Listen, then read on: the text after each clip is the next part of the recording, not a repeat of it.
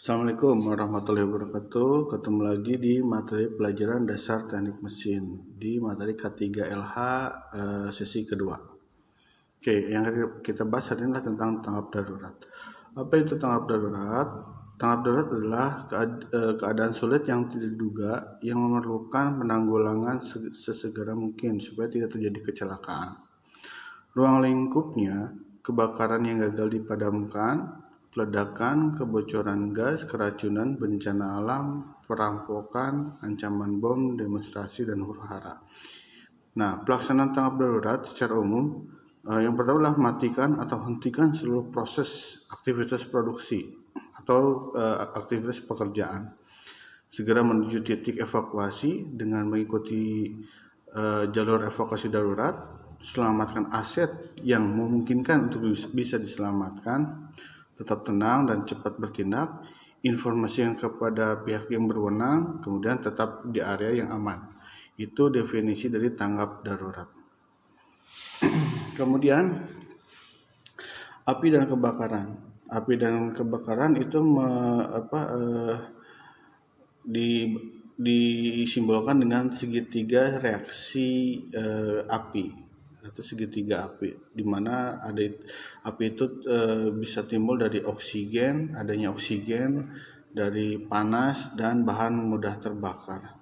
Api itu adalah suatu reaksi kimia oksidasi cepat yang terbentuk dari 3 unsur, panas, oksigen, dan bahan mudah terbakar, yang menghasilkan panas dan cahaya.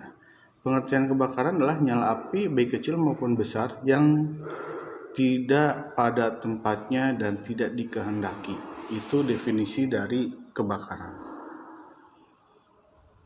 Tahapan-tahapan kebakaran pertama dari muncul adanya 3 reaksi tadi, kemudian dia tumbuh, berkembang sampai memuncak, dan kemudian dia reda. Reda itu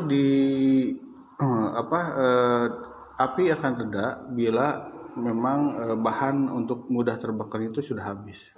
Kalau toh nanti bahan bakarnya masih ada, maka bisa diperkirakan api akan terus menjalar atau memperbesar. Gimana cara menanggulanginya? Itu dengan cara pemadaman api. Ada beberapa teknik pemadaman api. Pertama adalah pendinginan, isolasi, dilusi, pemisahan, dan pemutusan. Pendinginan adalah menghilangkan unsur panas, isolasi adalah menutup permukaan benda yang terbakar, dilusi adalah meniupkan gas insert, kemudian pemisahan adalah memisahkan bahan mudah terbakar dengan unsur api, pemutusan adalah memutuskan rantai reaksi api dengan menggunakan bahan tertentu untuk mengikat radikal bebas pemicu rantai reaksi api. Itu adalah metode pemadaman api. Kemudian klasifikasi kebakaran, itu ada kelas kebakaran A, B, C, D, E, dan K. A itu adalah padat non-logam, B adalah gas uap cair, C aliran listrik, D logam, E bahan radioaktif, K bahan masakan. Pemadamannya itu cara memadamkannya berbeda-beda. Kalau klasifikasi A berarti dengan uap air, serbuk kimia, busa.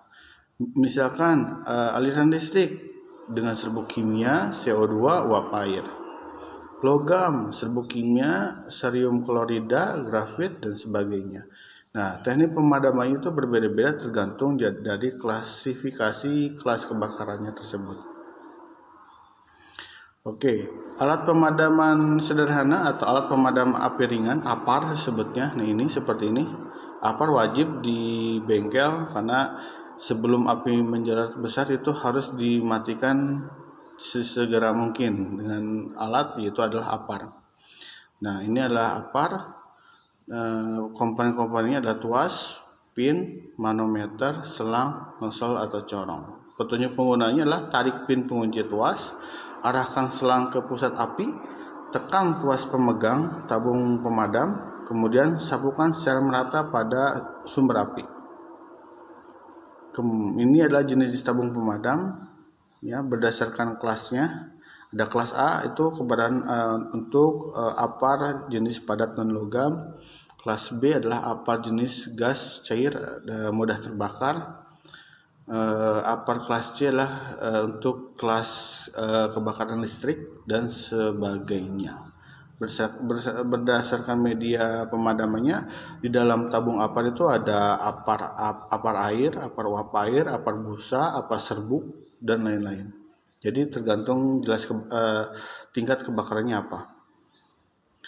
Kemudian hidran. Hidran ini adalah digunakan untuk mengatasi kebakaran besar dengan sistem serupa karena air dengan tekanan tinggi ya.